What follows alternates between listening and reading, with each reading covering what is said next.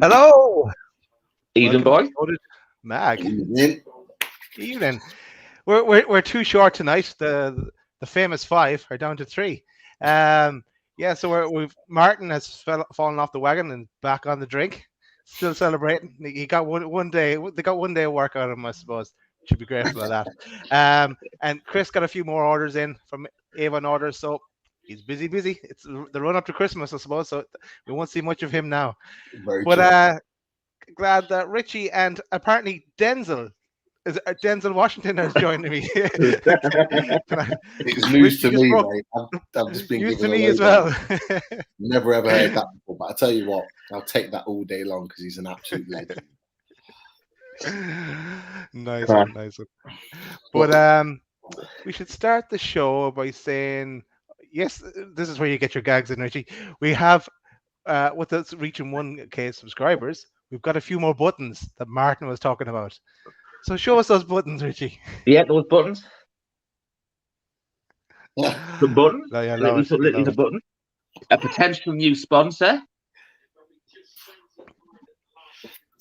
And the real reason that Martin's not here tonight because he's the understudy to this guy. I love it. Class. Oh, so There's your new buttons, lads. there's the new buttons. Of course, with those new buttons, the super chat feature is activated. So if anyone wants to donate to help us with the channel, feel free. Moving on, let's go straight into the chat for today. I suppose we're all expecting big things this week. Not an awful lot changed. We all know work is going on in the background, and Mirdad, Amanda, the Rubens, and Piff are looking at options and looking at things and all the things that they need to change and fix. There's plenty to do, and it was never going to be done in a week. But yeah, the big news is, I suppose, is that Steve Bruce is with us for Sunday. Is it as Craig Cope said? Is it a caretaker manager capacity now he's in? But yeah, he's surely his time is limited with us. But he's with us for Sunday, and that's fair enough for me. I think it'll be his final swan song. But and I know I'd rather they take their time and get the right person in than take a rash decision and get the wrong person in, because the big job ahead. But I was thinking, do you want to talk about the press conference today? There was a few. There was actually across the press conference. I know Pete, you had put up something about Klopp as well, and the little message he I think he compared our takeover and being a superpower to the European Super League and what happened there. So You know what? Guys? I was I know a lot of the talk and Sky are loving us at the moment in terms of everything. I don't think I've watched Sky Sports News as much as I have in the last week than I have in the last 3 or 4 years. I mean, it's just a program. It's just a channel that I've never really watched because we're never really on it, and you tend to hear about things on social media before Sky break it. But actually, going back to the point, the one thing that I was really interested in, not so much the Bruce press conference because he didn't really talk much sense anyway, and he's proven it again today. But actually, it was the kind of the comments from the other managers of the other teams, just to kind of get a flavour of how they're feeling about the takeover going through. And obviously, I did tweet out about it was obviously from Sky Sports anyway, but about Jurgen Klopp and the fact that he likened it to the European Super League, and you could tell on his face that there was frustration, there was anger, there was annoyance, there was all those words that you could say. You could say sour grapes, maybe, that he recognized that right now we're not going to be the team, but I think he recognized in what he was saying in his words that we are going to be the team at some point in the future, and whether he's at Liverpool at that point or not remains to be seen. But he was just a number of managers that kind of didn't take too kindly to the fact that we're potentially a superpower in waiting.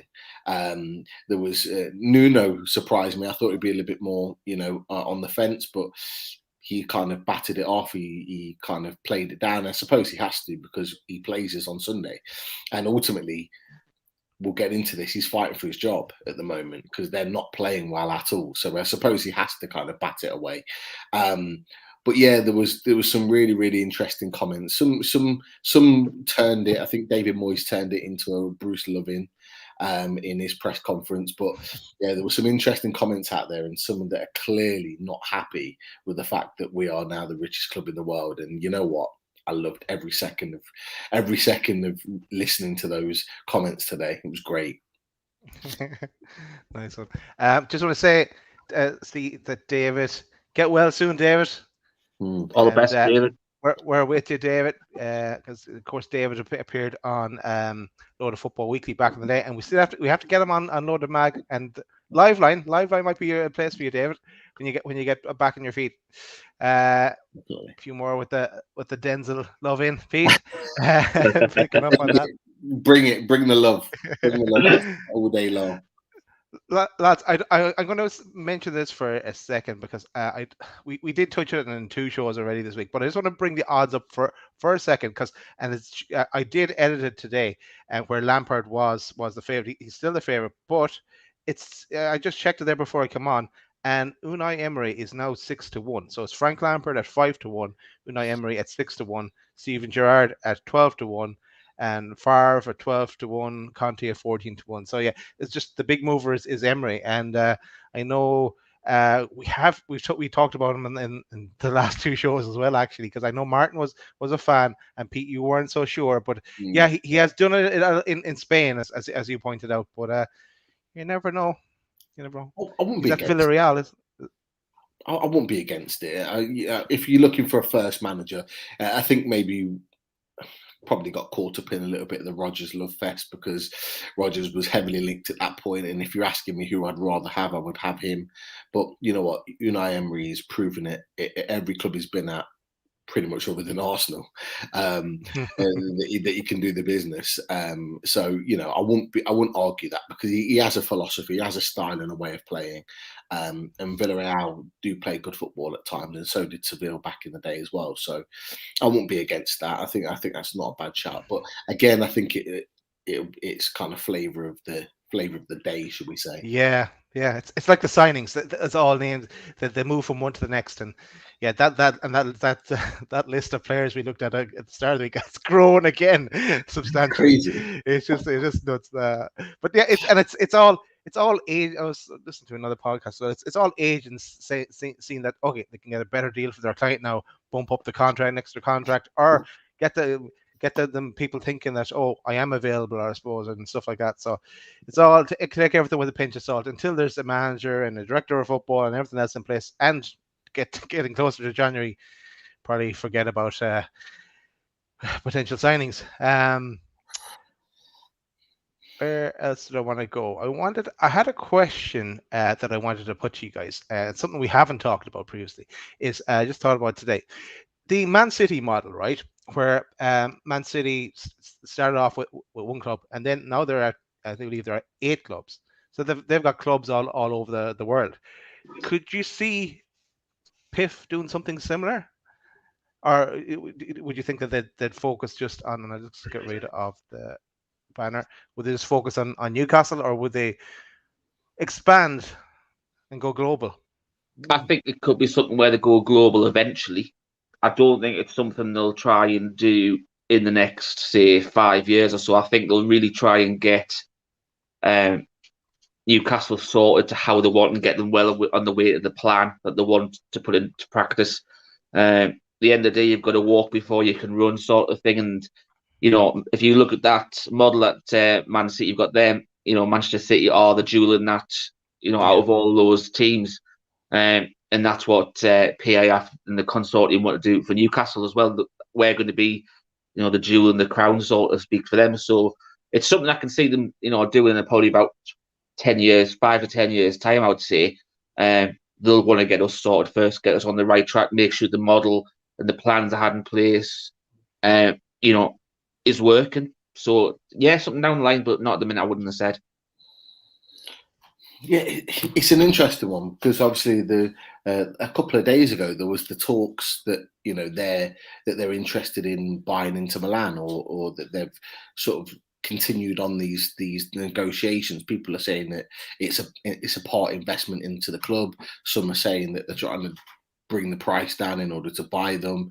I'm the same as Richie. I don't see it happening right now. You know, they've waited so long to buy Newcastle, and I think they're fully invested in trying to build not just the club but the region in Newcastle, and you know, to invest all that, you know, 2 years effectively of their time to get that deal done, and then within a week go and purchase Inter Milan and have two clubs to basically run. I just don't see it. Like you said, possibly in the future, and I think they'll maybe invest in, you know, it might even be like a Dutch club or a Belgian club or something like that. You know, it's something different, but I don't see that right now. I think they're fully focused on rebuilding Newcastle, and only until they've rebuilt Newcastle to the point where we're playing regular European football, whether that's Europa or the Champions League, will they then look at anything else. I think the other thing that they'll actually build on that, though, is they've had that much money. They could have bought a lot of other clubs in the meantime. Yeah. You know, they put a lot of investment in over lockdown in companies that were struggling because of it, so they knew they would get the money back and more when the lockdown lifted worldwide and stuff like that. They could have done exactly the same with football clubs worldwide as well, but they haven't. Their priority's always been getting Newcastle. So I agree with what Peter's at. You know, it's a model I think they possibly will look to do later, but they'll want to get us sorted first. Yeah, I'd agree with both of you as well. The priority is obviously Newcastle. And then, as Richie said, waited long enough to get them that sort us out first. And yeah, if later on down the line that's something that I want to pursue, fair enough. They might have enough trying to fix Newcastle. Good question here from Chris, and I know people in the chat are discussing it as well. How do you feel about Bruce taking charge for the Spurs game? Do you think it'll affect the result in any way? For me, I think there'll be a great atmosphere. There's going to be a lot happening, special guests and so on and so forth, hopefully. And okay, I think Bruce has probably put in the most effort he's ever put in this week, trying to prove that he is the man for the job. So I think we all want Newcastle to win. I'd like to see him go out in the Swans and on a win. Win, lose or draw, he's gone anyway. So let's get a win. And so, but no, I don't think it'll affect it so much. If we do go 2-0 down or something like that, things might change a bit then. But and the boos for Bruce and Bruce out. But be part of the atmosphere, I think. I don't know. I think I wouldn't like to see it would affect it. Yes, I know there's been people turning around and said, you know, a new dawn's coming. There should have been a new start with the manager and stuff like that. But at the end of the day, and numerous people have said this, and we touched on Tuesday night. The priority is the long-term plan and strategy that the club's got in place. At the end of the day, if you get rid of Steve Bruce now and you sack his backroom staff, that's 3 or 4 coaches gone. Yeah. And obviously you're leaving a lot to coach on Graham Jones's head. You know what I mean? And then you're going to have to probably bring in some of the academy coaches to help out and stuff like that. And they possibly don't know the players as well as Bruce and Agnew and Clemens and stuff like that. Yeah, okay, they haven't done a fantastic job, but they know the players better than anyone else at the club at the minute. You know, it would help if they played them in the right positions and stop playing round pegs and square holes and stuff like that. That, you know, we don't know. Something might have been said about that behind closed doors. We don't know. But I think you can't just sack and leave us. You know, it's a pivotal game. And yes, it's a monumental day for Steve Bruce, and you know he'll probably get his little presentation of some sort for 1,000 game as a manager. But I think the circumstances with the takeover going through, with Amanda Meerdad, Jamie Rubin, Yasser Al Rumayyan's flowing in from Saudi Arabia for the game as well, allegedly. And there's going to be such a party in a carnival atmosphere in the ground. And the fact that I would like to think that all the fans in the ground are looking long term and what's happening in the future rather than just what happens on a Sunday. You know, it would be fantastic if we could go out on a high note. We can get the 3 points that we desperately need, and stuff like that. But you know, I know some negativity saying basically say I think everyone will get behind them for one game. We have to. We've got to get them behind for the lads and stuff like that. So let's just fingers crossed. If they can't get up for this game, these players, then they'll never get up for it.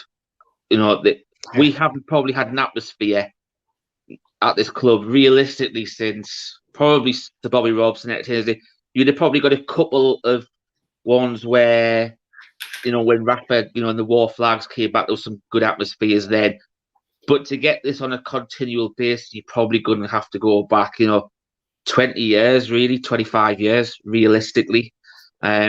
It's an exciting new era going forward. So, no, I think for one day, get behind them, send them out on a high, say thank you very much, give them his P45, and the kebab special on the way out. That's how I'd like to see it go, but... Definitely, and I think that'll be the case with the kebab special as well.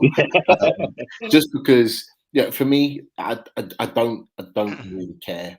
Like I've been so relaxed in this last week. I've been the most relaxed person, like supporting this club than I have in 15, 16 years. That's what a few points said as well. Inner peace. Yeah. But I genuinely am. Like, I'm not concerned. You know, I know a few people were really annoyed about the fact that Bruce is staying in. Like, I don't really care, because for the points that Richie said, you know, for however long he's in charge, whether it's the game just on Sunday or whether it's the game after that at Crystal Palace away, you know, these players should be bang up for this. This should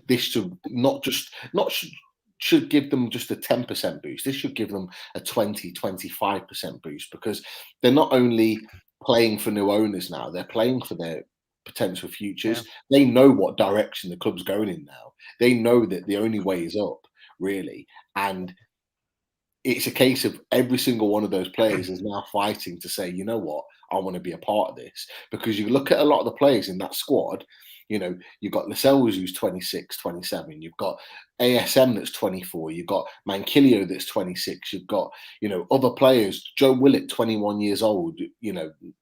Even Ryan Fraser's mid-20s as well. Do you know what I mean? Ryan Fraser's 26 years old. You know, all of these players that we've just mentioned, you know, Dubravka's got another 3 or 4 years left in him, in my opinion, as a goalkeeper. Although I think in time we will look for a more specialist goalkeeper, and he'll become the number 2. But, you know, you're looking at all of these players and you're thinking, these players are thinking, you know what, like, I want to be part of this. I want to stay in this squad, because we've all said, you know, we talked about it earlier on in the week and even last week. The first thought was, who are we going to bring in? Who's going to go? You know, and I was very quick to say the likes of Kieran Clark, Dwight Gale, and various others, because they're just not getting games. But these players are going to want to be part of this future, and they are literally playing for their future, because they are playing on Sunday in front of 52,000, absolute, complete and utter sellout, right, which they've probably never experienced. You've talked about the noise and the reaction they're going to get. They're under the watchful eye of our brand new owners. They're under the watchful eye of our legends that are going to be there. You know, Kevin Keegan's already earmarked in to be a part of that. They're going to have big people in the club watching over their performance, and that's going to be a judgment for them. So they're going to want to put those performances in, and it'll be the same at Crystal Palace next week. And with that should then tie us over. Hopefully, if we can get points on the board, should tie us in over nicely for the owners to then come to a decision on the manager that's going to take us forward. So it's not about necessarily tactics or philosophy on Sunday or even next week potentially. It's about raw adrenaline of wanting to prove themselves. Then a manager comes in that has an identity, has a mentality and a way of playing that can then be taught to these lads to get the regular performances out of these players. Because look, you know, we've talked about the fixture list, and it's tough. It's a tough fixture list, but these players under Bruce have gone to some of these teams and won. You know, we've beat Tottenham, we've beat Chelsea at home, We've beat Palace away last season. We beat Leicester away. We've beat Everton away. We've beat some of these teams in Gabon games with Bruce in charge. You put a manager that's motivated, that has a philosophy, an identity, a way of playing with this particular squad, even before the January transfer window, and the new boost of having new owners, new ambition, it should see an improvement in this team, and that's what I expect. But even that aside, I'm still relaxed, because I think even if we don't get the points that we want to get between now and January, I do believe that heavy investment will come, and I think we'll get the points in the back end of the season.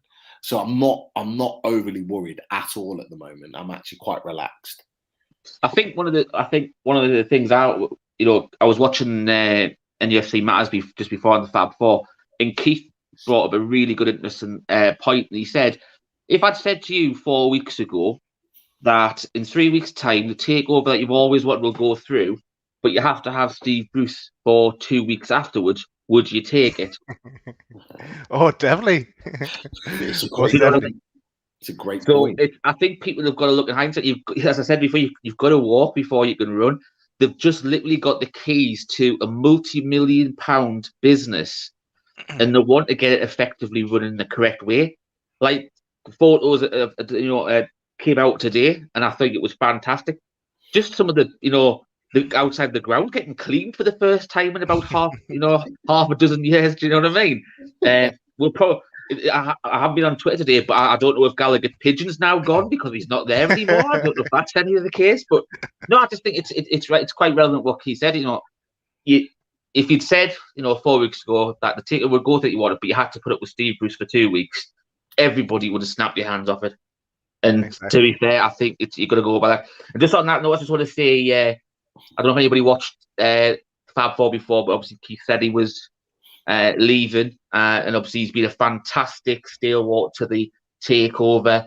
He brought the cat case to the attention of the football club, who took on the cat case. And I don't care what anybody says, I do believe that the cat case actually did have some relevance in this takeover getting through eventually. So I'd like to say hats off to Keith. You've done a fantastic job for the fan base. I know everyone at Loaded is proud of you. I know everyone in the fan base is proud of you. You've done so much. And I think what you said about going to be back to being a fan now, that's fair enough. Anytime anyone sees you, we'll get you a pint. You'll never have to buy a pint in the town again. But we'll see our personal thanks on Tuesday, because the good man himself will be joining us for a special on Tuesday. So if anyone wants to get any questions in, because it is going to be a bit of a sort of a live line special type thing. So if anyone wants to get a question in, just DM one of the lads, and we'll see if we can get time to answer it. Obviously, we're stricted to about an hour and a half tops. As he said, he's trying to get out of the podcast gear now once his quiet life back. So we'll see what happens on there. But get your questions in. We'll try and get out through the next week. But Keith, all the best. I know you're out having a meal tonight with your friends, celebrating the takeover. So enjoy that, and we will see you on Tuesday. You stole my thunder, Ricky. Sorry. This is the same Keith that they're talking about building a statue for, yeah? That's the one, yes. Sir Keith Patterson, yeah? And who is, as you mentioned, who is with us on Tuesday, 8 o'clock. So stay tuned for that one. That should be a good one with Keith. And I guess it's probably his goodbye to Loaded as well, if he's leaving the Matters as well. So this will be our chance to say goodbye and to thank him. You know what? We've said what we'll say what we want to say to Keith personally on Tuesday, without doubt. But you can never ever point the finger at someone that's actually put themselves forward to try and make a difference. And whether it worked or whether it didn't, if the takeover didn't go through, you couldn't do nothing but admire the fact that he'd put himself forward. Now, he's done exactly what he said he was going to do, and he's maintained it right from the start. He wanted to come in to try and get this takeover done because he knows it's going to transform the club. And then once he'd done that, he was going to bow out and go back into the distance, because all these guys, none of us really knew who Keith Patterson was, apart from some of the local guys. And then he's come in, he's done what he needed to do, and he's stepping out. And you know what? Massive respect to that. But some big news coming up there that is very, very interesting. Yes, from Chris, saying that 2 players from Spurs have tested positive for COVID. That does not sound good for Spurs. It sounds good for us. Son and but not- Kane, by any chance, maybe? If you were to pick 2, no, we don't wish bad on anybody, but I know where you're going with that one. Yeah, but it helps our case. Yeah. But and just Chris is trying to direct everyone off our YouTube channel to Sky Sports to read that now. But no, just there's also a debate as well. And Yano mentioned it. It was about Longstaff. And I'm just going to, because I'm. I want to see what your opinions are. Yano was saying here. Let's see. We'll quote him. Hopes he breaks the sweat. And Adam is disagreeing, saying that personally, I think Longstaff is be one of the better performers. And I actually agree with Adam on this one. I'm sorry, Yano. I think Sean Longstaff has done well recently. The last game, though, against Wolves, he wasn't played in the number 10 or the more advanced midfielder role. They had Hayden there for some reason. So that didn't help Sean Longstaff's case. But I thought he's been doing well in the last few weeks for me. What do you think? Pete, I think you're probably the best one to answer this because you've actually seen him firsthand in a few games recently. Yeah, you know what? I watched him quite a bit when I went to a few preseason games, and he was probably the worst performer of the lot. He was dreadful in preseason, and I made a point of saying it every time. He wasn't good enough. He looked unfit.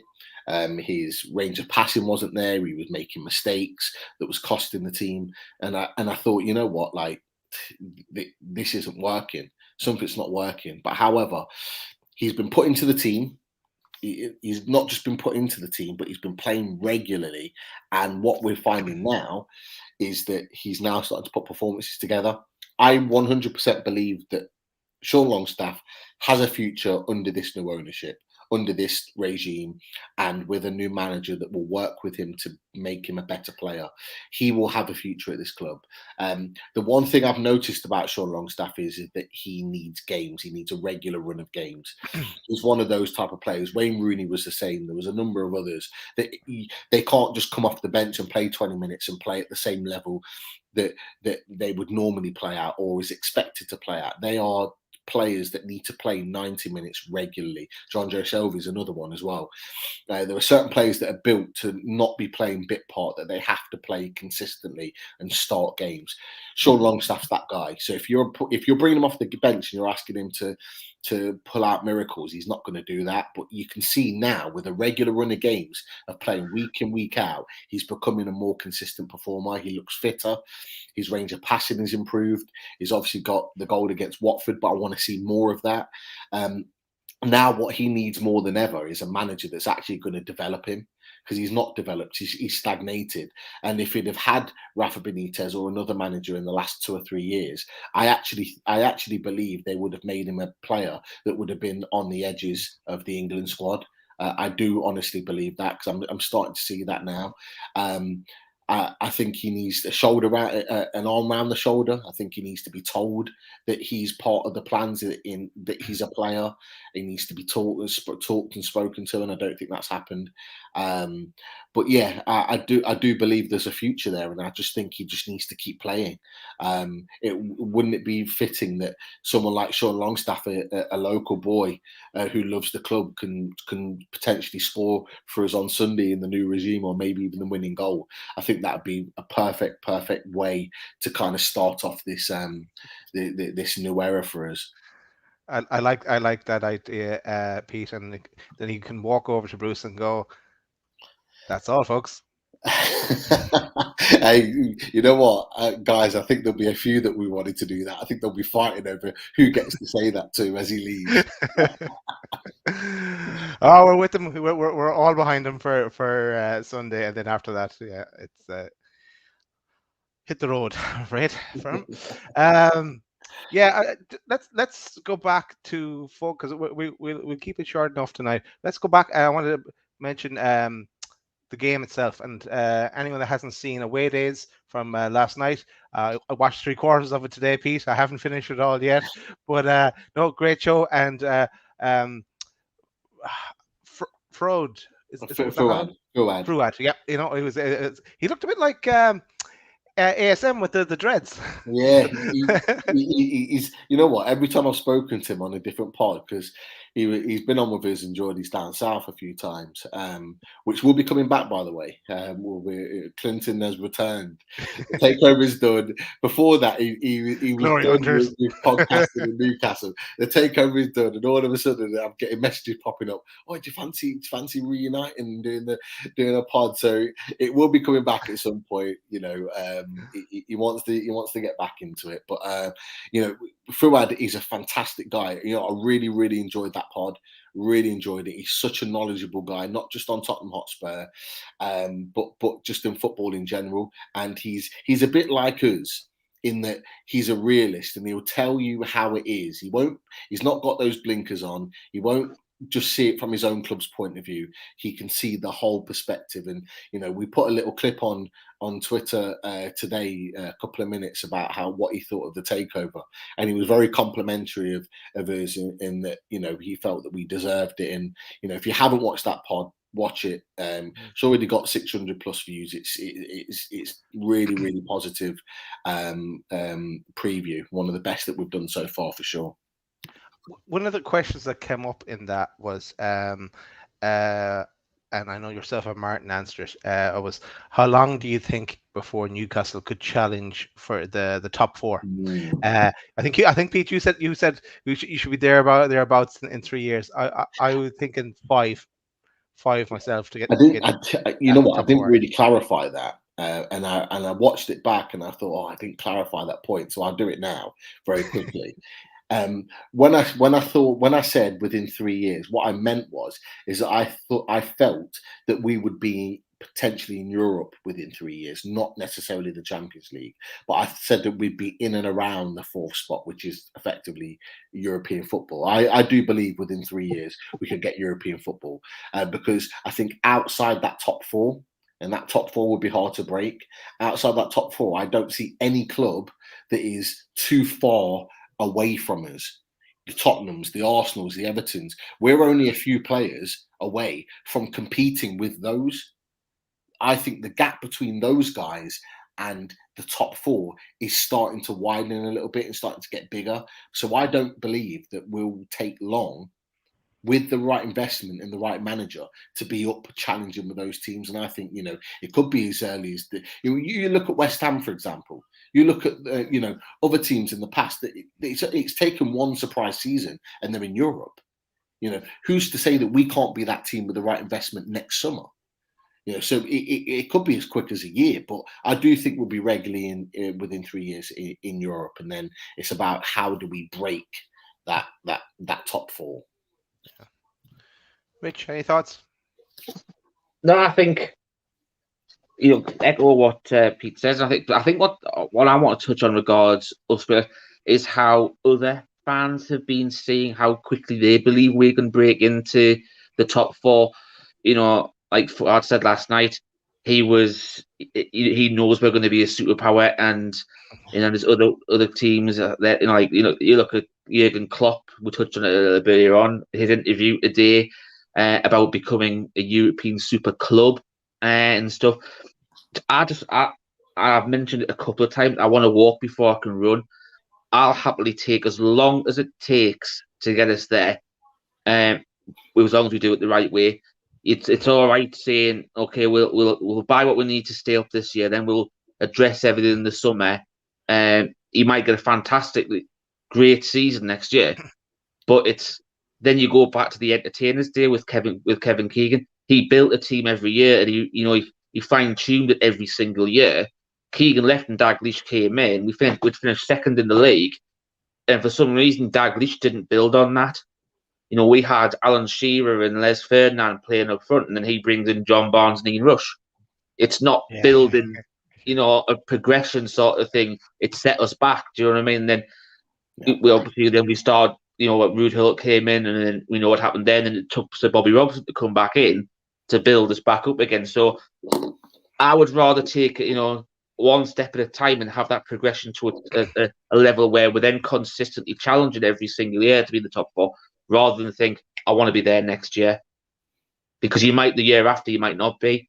We need to have a squad that's going to be good enough to compete in Europe. How many squads do we see now who get European football, then they come back on the Sunday after, especially like the Europa League is, and now you've got the European Conference League as well, where they come back on a Sunday and 9 times out of 10 they get a poor result because they haven't got the squad to compete at that level.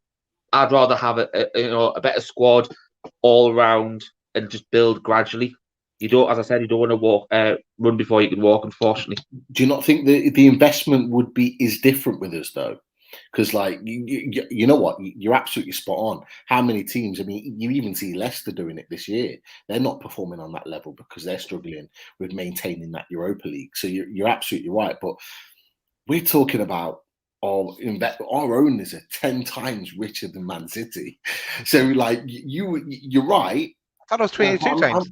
Yeah, let's go play whatever. But like, when we get into Europe, surely they're going to know this and they're going to think, right, we need a bigger squad. And as soon as we get into Europe, see, for me, I just think this is the kicker. If we get into Europe, even if it's the European Conference, once we're an established European team, that's where you're going to then attract some of the better players to come to us. And if we then invest on top of that, it's like those players know that they can come to us and we're going to be on that level. And it's like Pete's eyes are lighting up. Honestly, no, it's true though. We just need. I know. I think Rich is absolutely spot on. He's absolutely right. But I just think our investment is so powerful. People don't realize how much the potential of our investment is. It's so powerful that all we need is to get into any European competition once. And we're then going to attract the players that are going to want to play for Newcastle United, build a squad that can then demand that. And then we go again for the reason that Richie said, the Thursday, Sunday games, the Thursday, Monday games. And it's not ideal and players hate doing it. But I just think, we just need that one opportunity. It could happen next year. I forgot about the Europa Conference. You're absolutely right, Rich. And you know what? If we got that next year, that could accelerate us even quicker. Because players know we're in Europe. Then people are going to want to play for us because we're in Europe. Yeah, we're in Europe. The conference. No, but I'm just saying. We're not. We're not even in this league yet. We're not even safe.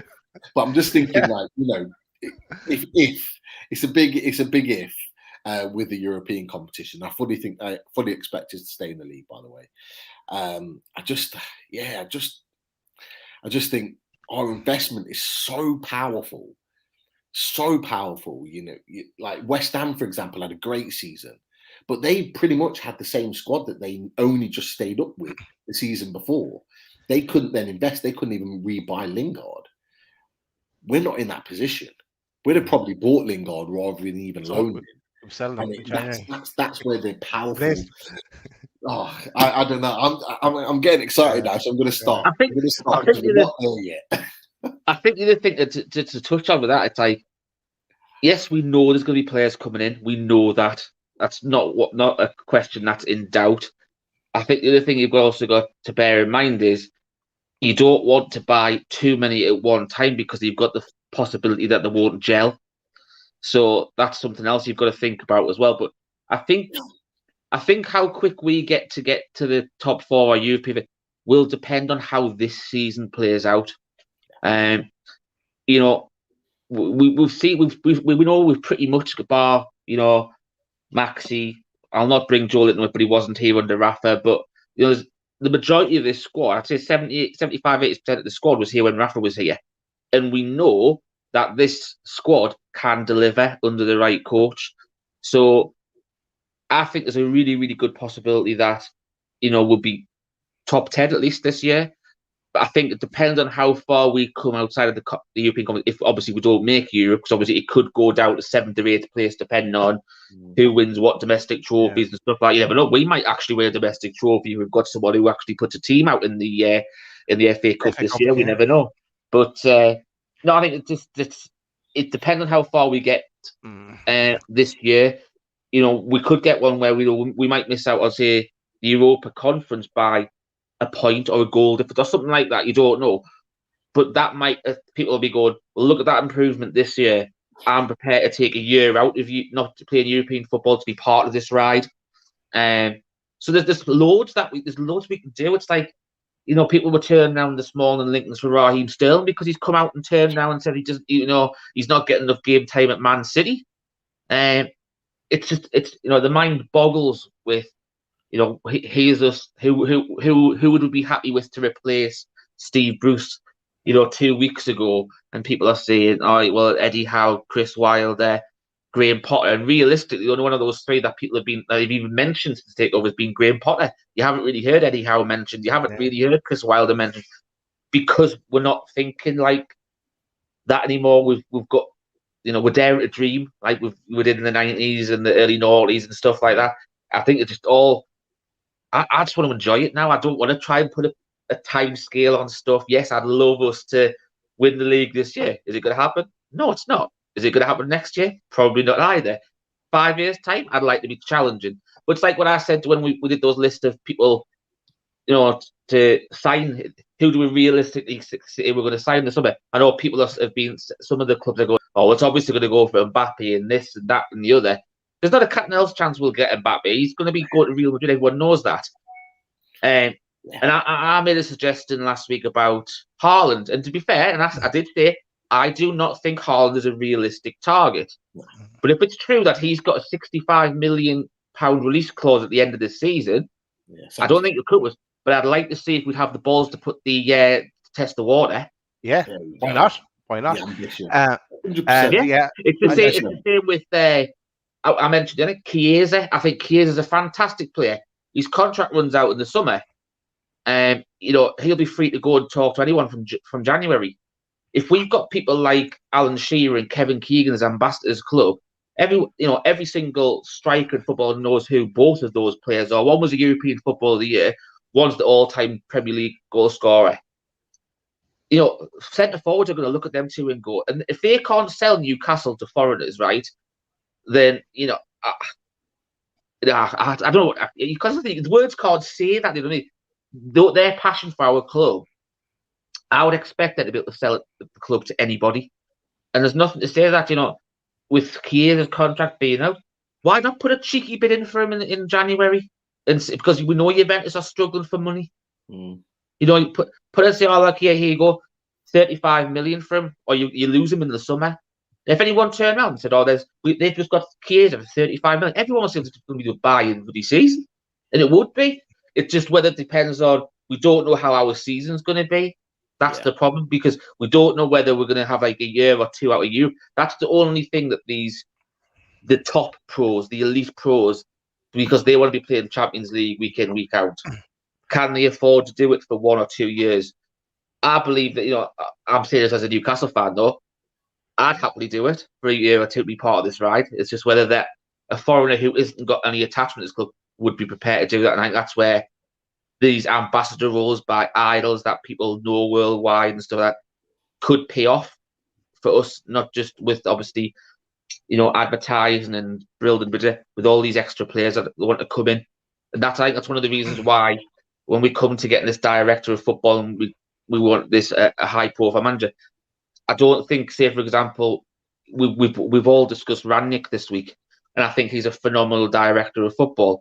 But you'd have to get someone who's willing and high-profile enough to work under him, but can still attract the players. You could go for Conte, who would be able to attract, especially the Italian players. Well, Chiesa would possibly fit into that.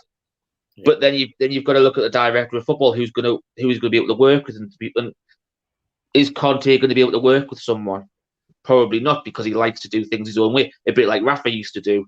So there's so many cogs turning at the minute, but where we could go is so exciting. And I just as I said, I'd like to see them test the water in January. Stuff like, I think, Tarkovsky, realistic, yes.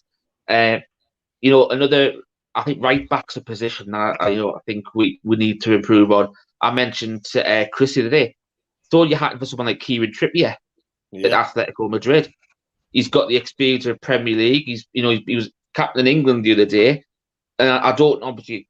I know there's a certain Newcastle fan who's also, an Atletico fan, and they would be able to tell us a bit more of how he's been playing over there. But from what I've seen, he's still got what he needs to be. He could play in the top flight. So I think just thinking outside the box with sort of a few of these people that we've seen on contract and stuff there, you don't necessarily need to spend money.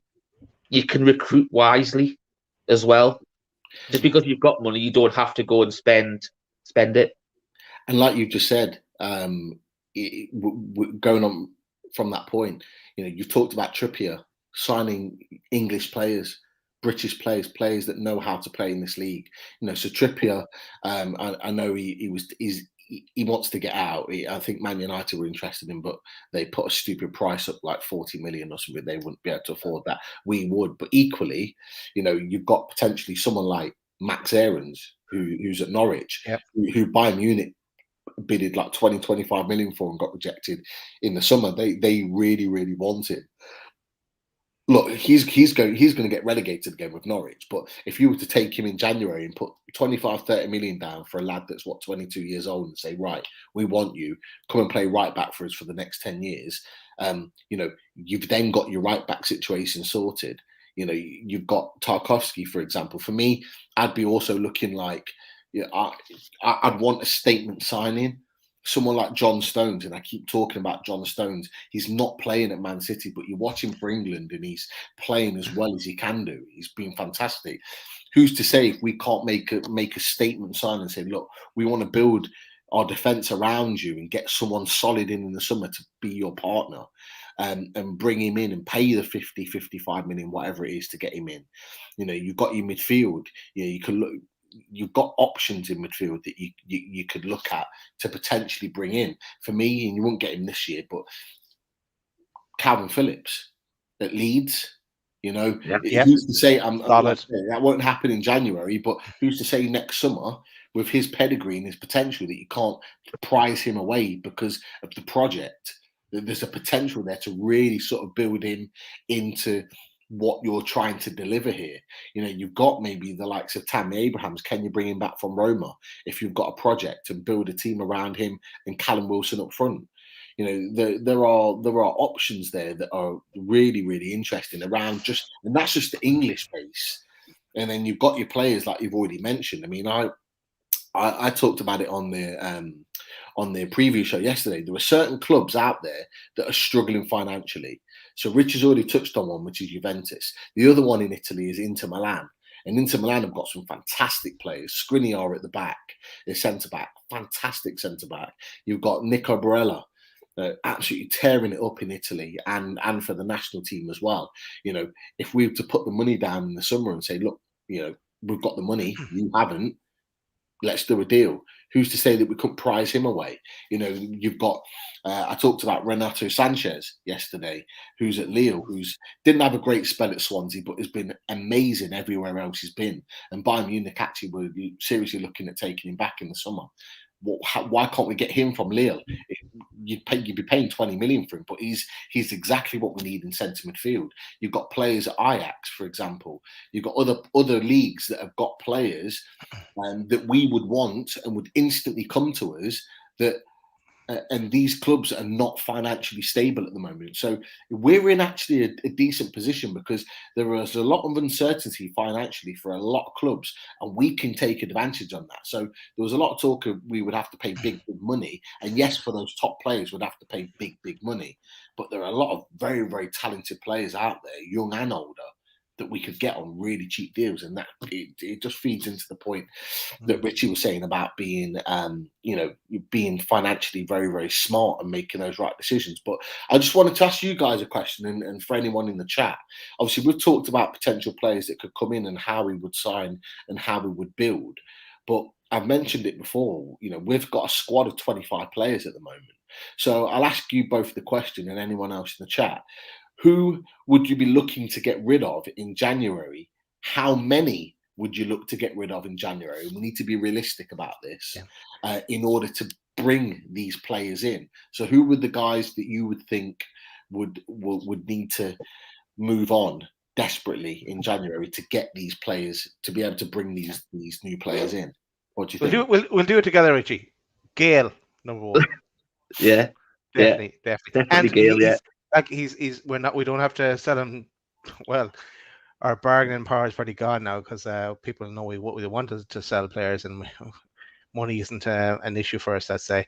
But he has a contract, so he doesn't go for nothing kind of thing either. Good point. I think Kieran Clark will be one that's on his way. I'd agree. We could loan players out as well, if just to free, because they're not going to be in the 25-man squad, so they need to move on. We've got an extra goalkeeper we can free up straight away, so there's one. Which one would you get rid of, though? You got Woodman, Gillespie, Darlow. Which one would you move on? I think you'd loan out Woodman. I think that's the sensible option. Yeah. You're right. We've probably got a number 1 for a good few years with Dubravka. Woodman, if he's going to develop, he hasn't developed as well as people we wanted to. But I think that's just the way that we've done with the loan system. You look at people like Sam Johnston, a similar age, and how they've progressed. Aaron Ramsdale as well, now number 1 at Arsenal, how they've progressed, and they're all a similar age.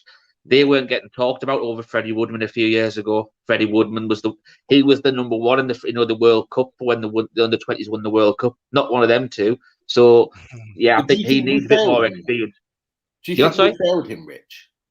Do you think we failed him? Because you're right, he was the one that was saving the goals, the penalties at the World Cups at under 18s, 19s, and he was dubbed the future. I think Gareth Southgate's actually his godfather. I think. He is. Do you think that we as a club have failed him in terms of his progression?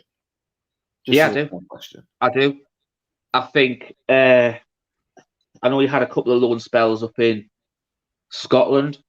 I probably would have liked one of those years, probably like a League One, rather than. I think he went to Aberdeen. He was at Kilmarnock up there as well. To be fair, a lot of for some reason, I know obviously there was that Lee Clark connection at Kilmarnock originally. So that was quite a good little progression, because obviously Sean Longstaff went up there as well. So I think I just probably wouldn't have had the second season there as well. I think I would have probably had, as I said, another championship year or something. I know he's been with Swansea for 2 years. He won the Golden Gloves at Swansea last year. And everyone knows how the championship's a tough division. I think obviously this year, because of the way that injuries and stuff like that were, with obviously Dubravka and the COVID, I still don't understand why we registered 4 goalkeepers, I'm honest. We touched on it briefly last week. Dan Langley could have come in to cover on the bench for Woodman. We didn't necessarily need to put Gillespie on there, in my opinion. Yes, he plays a lot for the under-23s and stuff like that, but it's we could have brought someone in on a free transfer. Like, I know people have just touched on it before, and obviously this is we're going back to pre-takeover here. You've got someone like Jack Wilshere who can't get a team, but could probably come in and do a decent job in that midfield when we were going to that era. I know that's a decision now in the past, but that's something where we've been probably a bit, light in that midfield, a little bit of bite, and sometimes a little bit of creativity. That could have been an ideal person. Even if we got last 6 or 7 games out of him, would have been ideal. Do you know what I mean? Yeah. Even if he was on a pay-as-you-play deal sort of thing, like Andy Carroll was, it's no harm lost. Do you know what I mean? He's an ex-England national who was talked about being one of the players of his generation when he was youngster at Arsenal. So, but no, yeah, I definitely think we've failed Freddie Woodman. I think he's probably about 2 or 3 years behind where he should be. I always thought he would be our long-term number 1. Yeah. I don't believe that now, but I'm in agreement. I thought he would be the natural successor to Dubravka. But you've said 2. You've said Gale, and you've said Clark. The third one is potentially Woodman. And actually, I think you've made a really good point there, actually, about Dan Langley, because what you could do is potentially open up an additional space by getting rid of Woodman on loan and getting rid of Gillespie, bringing Langley in, who doesn't need to be registered at this moment in time.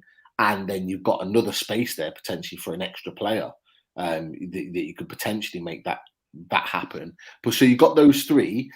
How many are you thinking we could realistically get rid of, and who else on top of those three do you both think that we could get rid of? I know there's a few in the chat that have mentioned. Throw as in the chat, so throw Henrik Kraft in there. Joe Linton, but you're not going to get. It's an interesting one, though.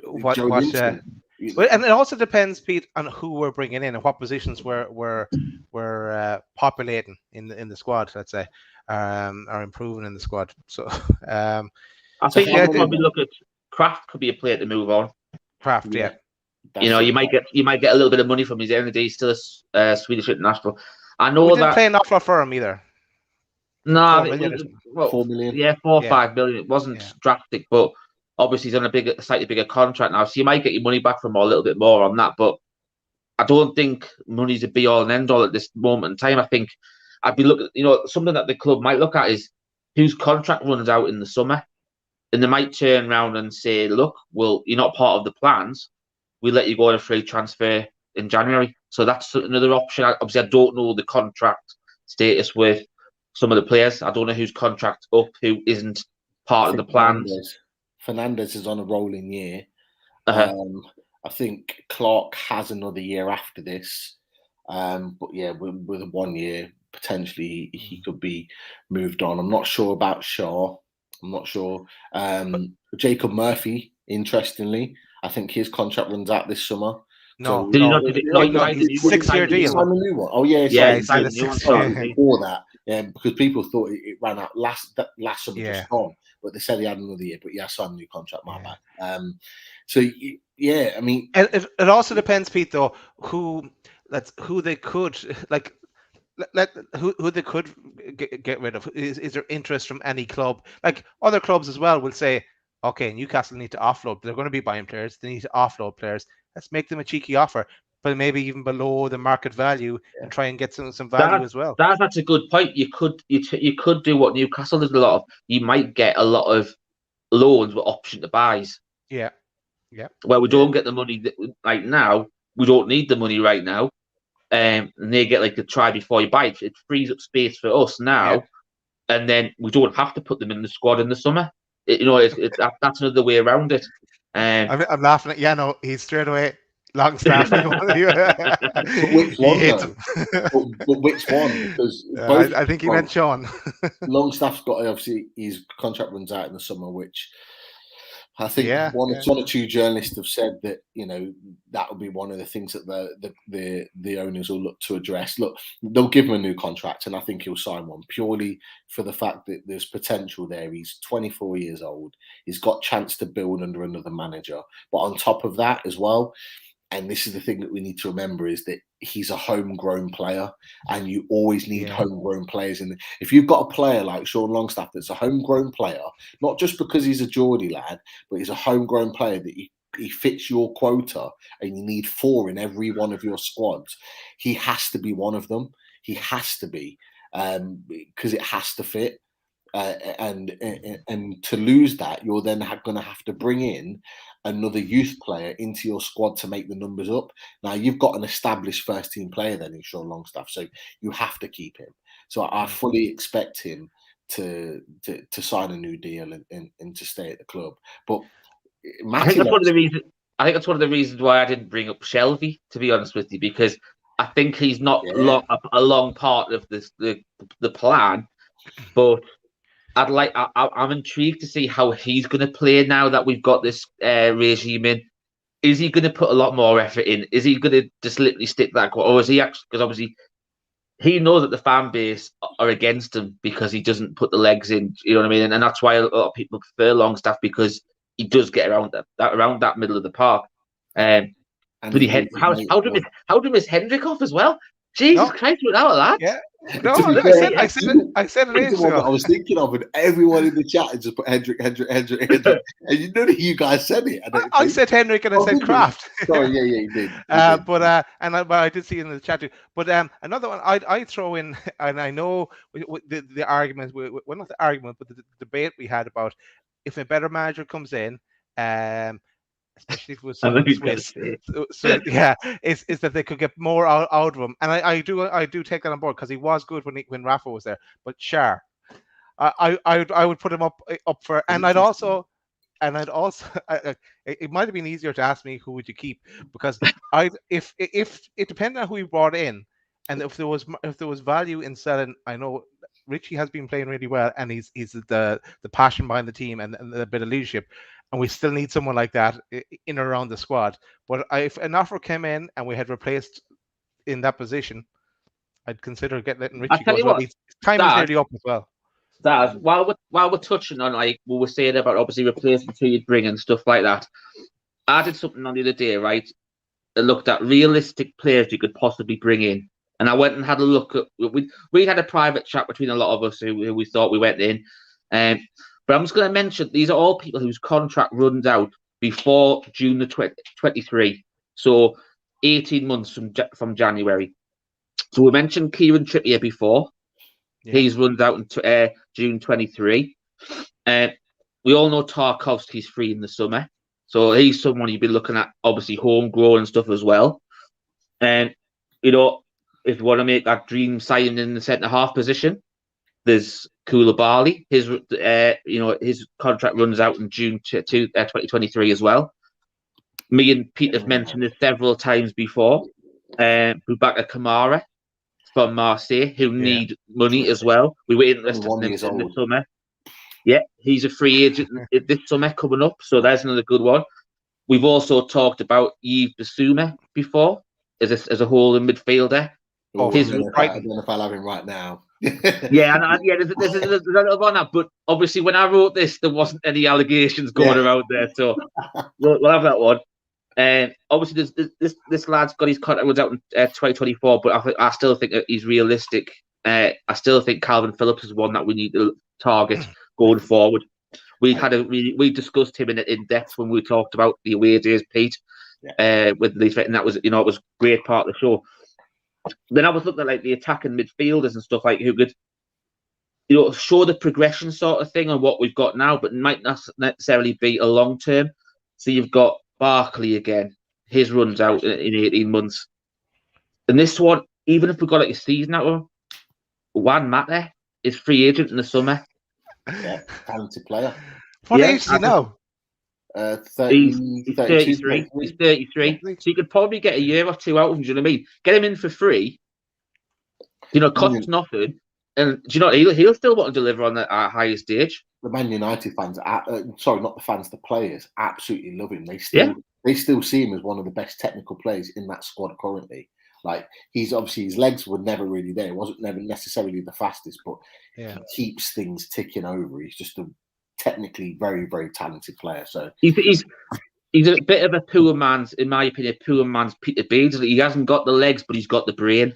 Yeah. He can see passes that other people can't see and stuff like that. The other one was Coutinho, which has obviously been mentioned before in that sort of area.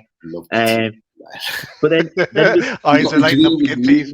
You got me dreaming, man. You're kidding me right now. You're kidding me. Like I'm trying not to get excited about this. Jeff, this is the thing. When I did this list, right, Pete, I was looking at people who we could realistically possibly get within 18 months if you put a bid in for them. If they can see, like a lot of the lads who are based in the Premier League already, they know what Newcastle can be like.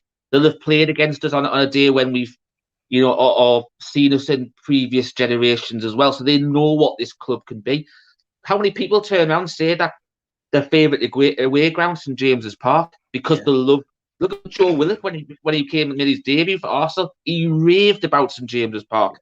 So they know what Newcastle can be, and when everybody's behind them, and when Rafa was here and St James's Park was electric with all the flags and everyone behind it and pulling in the same direction. So these guys, all the English ones, they'll know what it's like to play here, and they can be sold the dream.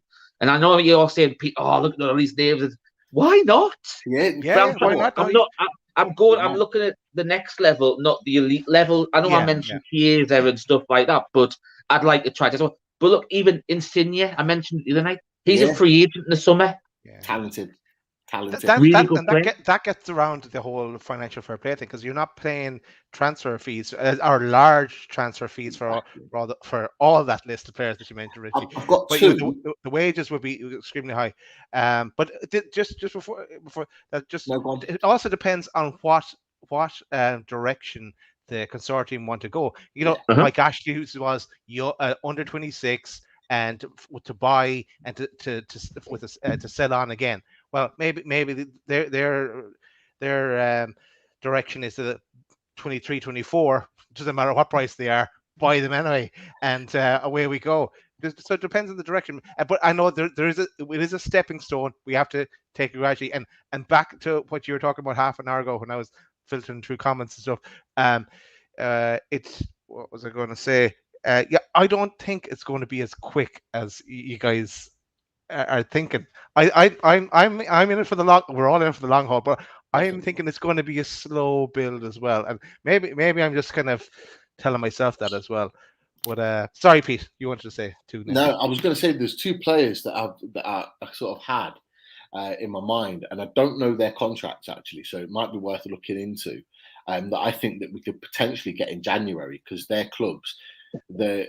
I'll just go through the names. One of them was Ruben Neves at Wolves. He wants out at Wolves, and I know he was heavily linked with Arsenal and Man United, and was interested in going to both in the summer. He's a player that's technically very gifted, that is that deep line defender that actually can do that job. Shelvey can't do that job. He's better further forward, and obviously he can strike a ball. I can tell you his contract, Pete. His contract is 2024. Yeah, 2024. Okay, 2024, so yeah. He's still got a couple of years left on his contract, but again, it's one of them where, come next summer or even January, if he still really wants out, and Wolves haven't started great like us, but we've got bigger potential there, will we be able to prize him away? The other one is Julian Draxler for PSG. He stayed at PSG 2 or 3 years too long.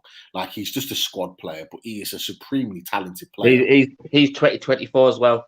Okay, so I mean, they're two players that either want out of their club in Ruben Neves, or is not playing any football. And with Julian Draxler, for example, with Messi coming in, like even Di Maria's on the bench now.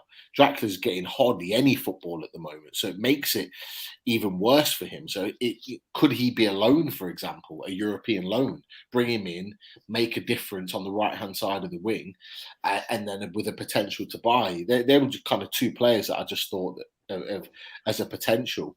And there's one more, and I think he's still got quite long in his contract, but you can have a look as a left back. In fact, there's two. One, and someone else mentioned this the other day on the chat, actually. One is Ben Chilwell. He'll be on a long contract. He'll probably be on a long contract, but he's not playing at all. It looks like Tuchel is going with Marco 2025. 25. And the other one is a player at Benfica called Alex Grimaldo. I know what you mean, yeah. Very, very talented left back. Very, very good. He was at Barcelona before. I don't know what his contract length is. 2023. Oh, okay. So contract's running low. Again, we've got Lewis. We do need to strengthen in that area, because if we want to move forward, we're going to need to have two flying left backs and two flying right backs. So again, just some options there. Of players that haven't really been mentioned, that again, as I mentioned, are at European teams potentially that we could exploit, and not for huge amounts of money, which brings that FIFA fair play thing out of the equation. We may pay a little bit more than what they're actually valued, but in terms of what we'd be paying for, like, for example, if we put Alex Grimaldo and Ben Chilwell together, the prices in valuation are going to be like polar opposites in terms of what we would have to pay, because Ben Chilwell's English and Grimaldo's not. And that's just the reality of it all. It's like if we went for Wilfried Zaha, for example. If we went for Wilfried Zaha, right, how much of Palace have been valued him when Arsenal are after him for years now? 60, 65, 70 million. If we went and got Julian Draxler, I think we'd get him for under 20. and they're just as talented as each other, if not. Draxler's probably more talented. So again, just interesting ones. But yeah, I think I'm just going to put it up. Alan McCarthy is absolutely spot on.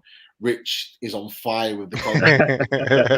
I know Dan's found a couple as well, but yeah, he's not googling at all. He's on the top of his head. No, I did Google him. I'm not going to take it. I haven't got a wiki brain encyclopedia for contracts, unfortunately, Adam. But it was an interesting one just to finish on. Actually, I think where was it gone? It was Eric Shaw. While we're on the topic, we're out. He's probably the last one. It's just basically saying they haven't actually said they're going to come out and spend hundreds of millions. So what do we actually realistically think they're going to spend in January? So look, just we touched on this. They were free agents. So Tarkovsky, he's free in the summer. Everyone's linking him to us. I believe a bit of 10 to 15 million will probably get him now. Yeah, January. Yeah, with the you know what I mean, Dad. He's being picky now. You know what I mean? He's sitting on the bench for 2 months. I actually agree with you. I think a realistic value for Tarkovsky, because he's an England international as well, is probably no further than 15 million. I think 15 million is a reasonable price, and I think that would be a kind of deal that they would go for. However, being the richest club in the world, and I like saying that, so that's why I put it in there. Being the richest club in the world, that comes with an extra bit of tax that we put on in terms of our payments for players. So it wouldn't surprise me if it was it ended up being a sort of 20 to 22 million pound deal, maybe a 15 up front with a 5 to 7 million in bonuses if we get into Europe, if we win a trophy, blah, blah, blah, blah, blah, which I think we'll see in a lot of our players' contracts that we sign. But I think you're absolutely right. 15 million is a very, very good deal for a player that Burnley rejected, I think, 35 million for 1 year ago from Leicester City, who were heavily linked with him and really wanted him, but were priced out after Maguire left. So, to get him for 15 when he could have potentially gone for 40 would be a fantastic piece of business for a lad that's 28 years old. He's still got probably 3-4 years left in top level. Yeah. So I also I mentioned Kamara again. We discussed it. We looked in the summer. We agreed a fee. So I'd even just given the money off them in the summer, 15 million. Oh, he walks. So 21 years old. Oh, he's a talent. And he's a, who talked, I think it was Martin actually talked about it last night. He talked about having a ball breaker in midfield. We had that in Tiote. He actually mentioned in the chat David Batty as being that ball breaker in midfield. Lee Clark was a little bit the same as well. That's the one type of player we definitely need. Would you? I did listen to that. Would you class Tillmans as that type of player, or is he more creative? No, he's a bit more creative. He's more creative, yeah. Than just... He's a genius of a player. He's only I'd say the Belgian equivalent is probably Dendoncker.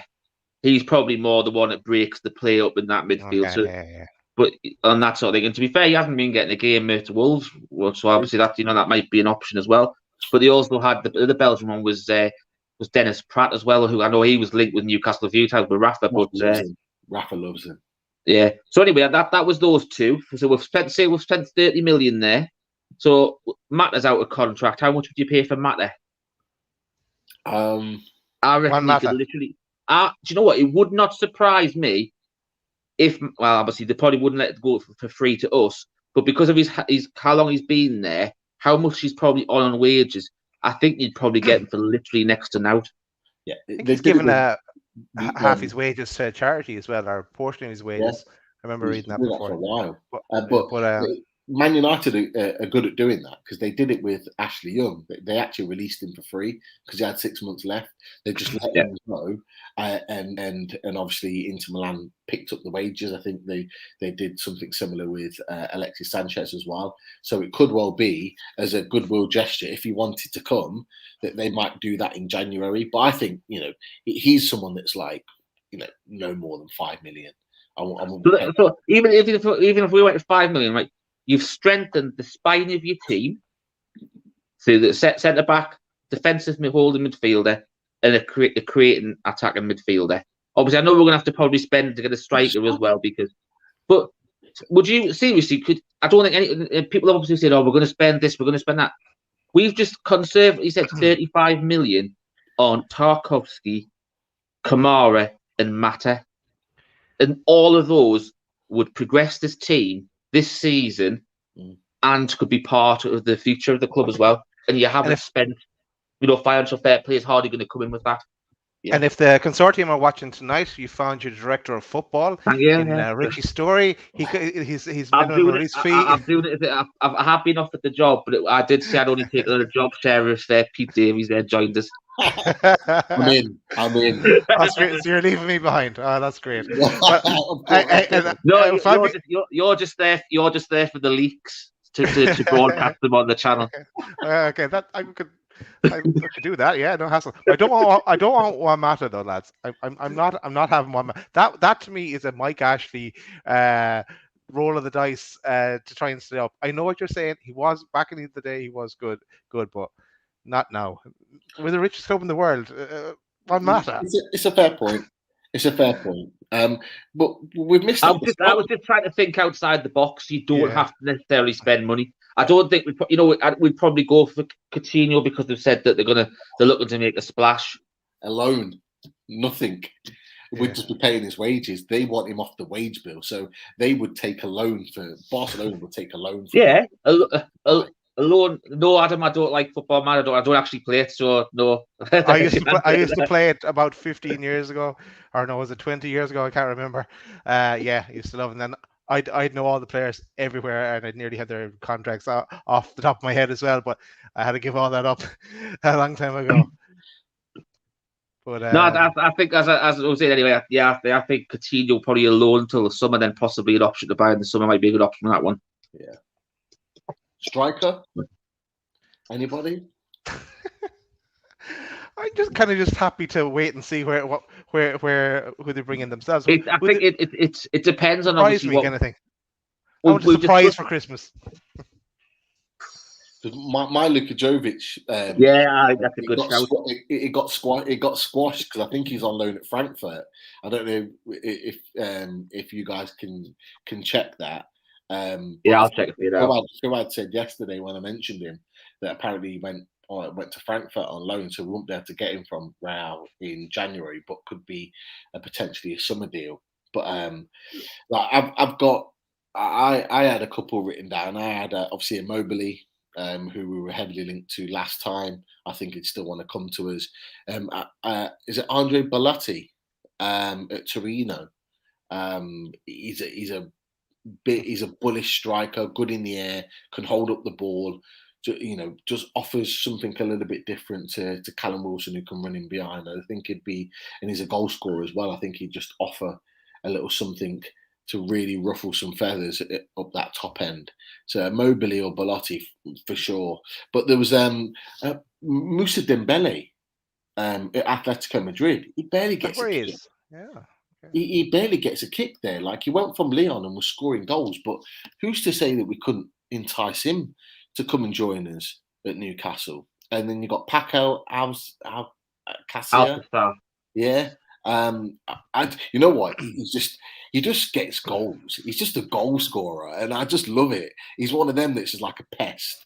He just always pops up in the right position. I don't know if you remember Chicharito for Man United. Yeah. He was like just pop little up. P. Yeah, the little P. Just pop up anywhere and just get you a goal out of nothing. Paco's just like that. So there's players like that I think that are at teams where we could exploit them and prize them away. There were some options there, but Schick, Jano's just put Schick. And supremely talented player. Very, very good player. Had a good Euros as well. Was nearly top scorer. Again, regards Jovic. Yeah, he is at Real Madrid. So he was on loan. No, he was on loan at Eintracht Frankfurt the second half of last season, and he returned in the summer. Come on, he needs to be putting that black and white on. Yeah, I wouldn't mind that signing because my little boy's name is Luca, so that'd fit in perfectly. Spelled differently, but Perfect. You'd still get Jovic on the back, wouldn't you, Dad? You'd have to. You'd have to. But look, I think we could be here all night, and if we let Pete, we would be here all night. And I know one thing: I've got to go back to watching Champions League football because I only get into it in the latter stages because it was so far away from Newcastle. I was rather watch Championship than the Champions League, but now I'm going to start because on the scouting missions, see who can be a target for us and going forward. But yeah. So look at lads, we will. Like that. Sir Sale. Put that on. I Wow. I'm just getting excited now. I need to stop this. You have to wait. You have to wait till January. Yeah, I was going to say to you. What would stop? Okay, you know how we have to hit the ground running in January. What would stop buying players mid-December? And okay, I know you can't play them, but having them bought, have them settled for 2 weeks before the season starts, and fresh. I think you could. That's definitely an option with overseas players who have the 2-week Christmas break. I don't think you'd have any Premiership clubs allowed to do that because they'll probably want to use them over that busy Christmas spell that we'll have. But I certainly think, French, Spanish, German, Italian clubs, that is an option because you do have your 2-week Christmas break. So you could probably get them off the books then. Well, they get rid of the wages, but we couldn't register them until the 1st of January. That if you look at the last 14 years, we either don't do business in January or we do it in the last day or the last week. Like, what better way of getting those quick wins that we talked about from the ownership in terms of getting those deals for players, and Richie said the European players, wrapped up in mid-December so that 1st of January they literally stepping into the club and they can play through that whole January period straight away. Because we need these players for as many games as possible, because ultimately we're trying to stay in the league and be comfortable in the league. So you want them to be trained and looking after themselves and in games as quickly as possible. There's no better way of doing that by getting these deals wrapped up. There is enough time now for them to do that. They're obviously being very careful on the manager, and they'll get that done. But what we need to do now, after that period, is I'll either get the sporting director, football director, whichever role they're looking for, or both, and then they need to sit down and get those deals done. Because as we've just had a chat ourselves for the last hour and a bit, and we've already named a number of players that I think are realistic targets that we could go get, and there are probably more out there. So if we can do that and have that conversation, so can they. Yeah, of course. Lads, I think we'll bring it to a close. I just want one or two things I want to say. If anyone that's watching and hasn't subscribed, hit that subscribe button or go to youtube.com/c/loadedhq. As we mentioned earlier, coming up on Tuesday, we have Keith Patterson with us, Sir Keith. So join us at 8 o'clock on Tuesday for that. And that is it. Shout out to predictions. I was going to say that. Yeah, no. And a shout out to Centrail. The only Bruce we want left in. So definitely. all your alcoholic needs, call to Bruce. So yes, let's finish on the predictions for Sunday. I have it down as a draw, okay? But this COVID news now may escalate for Spurs. It may change my thinking. But at the moment, I'm saying a draw. Just reading off Twitter, and you can't always believe Twitter, but it just came up at the top of my feed that apparently Son is one of them. And the other one is Brian Gill, who, if you don't know who Brian Gill is, he's a supremely talented player that's just signed for them in the summer. And I said in the preview that I was genuinely worried about him playing, because I think he's a very, very talented player. So if those two are out, that's massive for us. That's massive. So you're going for the win then, Pete? Yeah, I was going for the win anyway. I think we'll win. Oh, add it to it. Yeah, I thought we'd win anyway. I think that new owner bounce will be in effect on Sunday. I think the players are going to be bang up for it. Wilson back as well. Wilson back. I think their defence is very weak in terms of they concede a lot of chances and rely on Hugo Lloris to make a lot of saves. But I think we'll win. I think it'll be 2-1. I think the result will be. And with what's happened potentially tonight, I'll stick with that. I'll go with 2-1 Newcastle.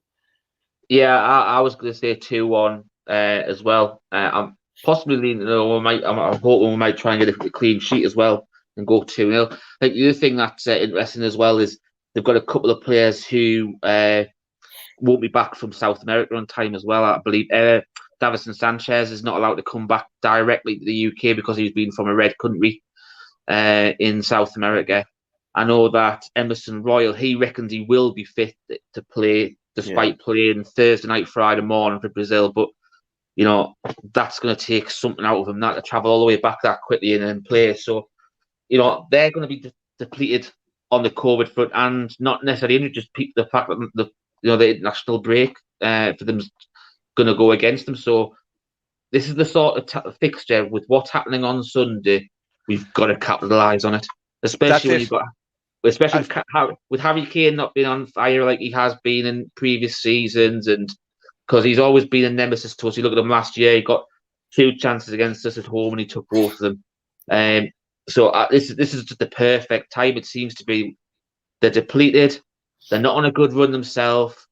I got laughed at the other day when I turned around and said that people will be calling for Nuno's head if the result goes against them on thingy, because obviously there's a huge pressure there. They're going to sink like a big bloody ton weight if they lose, because they've got no form. They've got a lot of pressure off pitch regards overhead to the stadium. They're not delivering on the pitch. They need Champions League football, which ain't happening. There's a lot of off the field pressure at Spurs. So yeah, I think we need to capitalise. I think we will. I'm going to change my prediction. 3 wins. We're going 3 wins. We're going to be all positive. Yeah, there's a few little factors there that are just going against Spurs, and that could escalate because COVID could spread as well. Hopefully, for their own personal sakes, it doesn't. But for us on the game, we want to win. Right. On that note, let's say goodbye to everyone. Thanks everyone for watching, and we're back again. I'm not sure if we're back on Sunday evening, but we're definitely back on Tuesday. Take care, everybody. Good Bye night. bye. We lost Pete. Bye bye.